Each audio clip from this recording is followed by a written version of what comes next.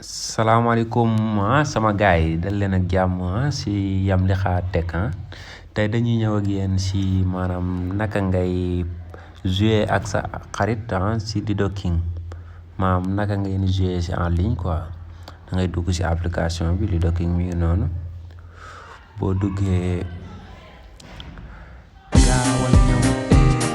nga laal play with friend mi ngi neex wala bi def ñaari kër yi sa droit ci kaw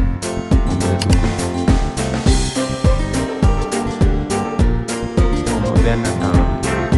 duggal gaaw bu benn temps bu ma perdre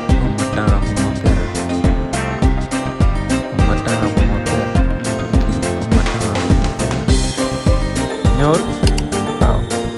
boo ñëwee nga laal créal boobu moom ngay laal sans yooyu mooy montant yi ngeen teg